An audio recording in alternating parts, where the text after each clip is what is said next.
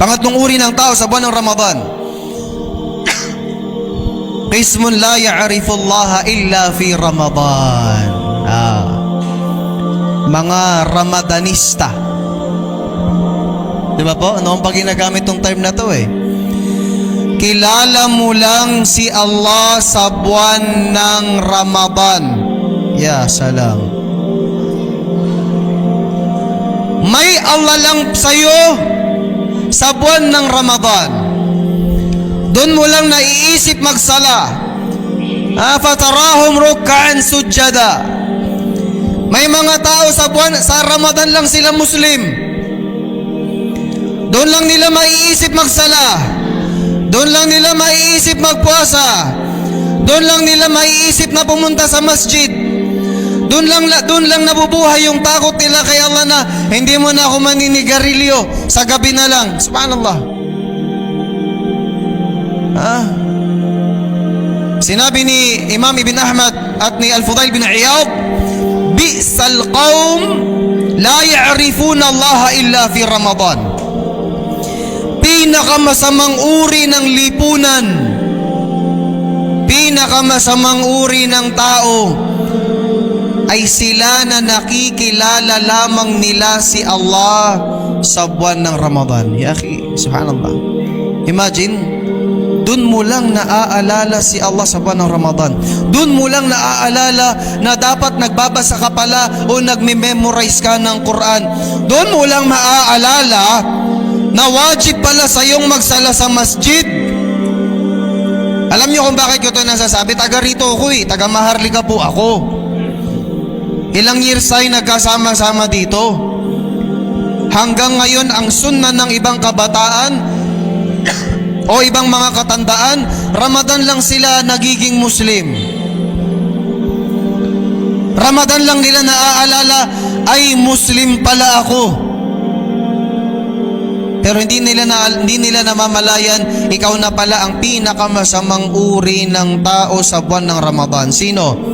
Yung naaalala mo lang si Allah tuwing buwan ng Ramadan. Kaya sa mga tao na ito, sila po ay tunay na, sinabi ni Allah subhanahu wa ta'ala, ash-shaytanu sawwala lahum wa amla lahum. Ang mga tao na ito, nangingibabaw sa kanila ang syaitan. Dinadahan-dahan sila ng demonyo.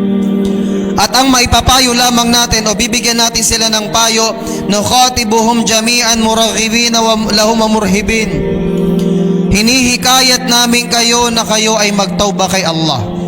Dapat nung kilala mo si Allah sa buwan ng Ramadan, dapat pagkatapos ng Ramadan ay kilala mo pa rin si Allah. May Allah pagkatapos ng buwan. Si Allah hindi lang Diyos sa buwan ng Ramadan. Si Allah subhanahu wa ta'ala hindi lang siya Panginoon sa buwan ng Ramadan. Mali ang hindi mo naiintindihan ng Islam kapag ang nasa isip mo si Allah ay naisasala, madadasalan lang, sasambahin lang sa Ramadan, magpapasing lang sa Ramadan. Pagkatapos ng Ramadan, wala na, balik na sa dati. Ittaqillah. Magtauba ka kapatid. Magtauba ka. Ikaw ay magbalik loob kay Allah hanggat hindi pa huli ang lahat. Si Allah subhanahu wa ta'ala ay mananatiling Panginoon sa Ramadan man o hindi buwan ng Ramadan. Ramadan man o hindi buwan ng Ramadan. At yung mga nagtauba, kapag nakitaan ka ni Allah, kapag nakitaan ka ni Allah ng sincerity, ng ikhlas, ng pagbabalik loob mo kay Allah, anong sinabi ni Allah? Illa man taba wa amana wa amila amalan salihan faulaika yubaddilullahu sayyiatihim hasanat.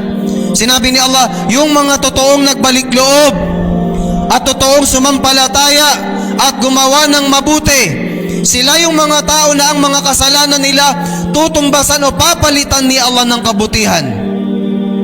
Makitaan ka lang ni Allah subhanahu wa ta'ala ng tunay na pagbabalik loob. At sa mga tao Muslim na matigas ang ulo, lagi kalaban to ng mga ustad, mga Muslim na ang titigas ng ulo. Ay alam niyo, masakit yung tawagin kang Muslim-Musliman eh.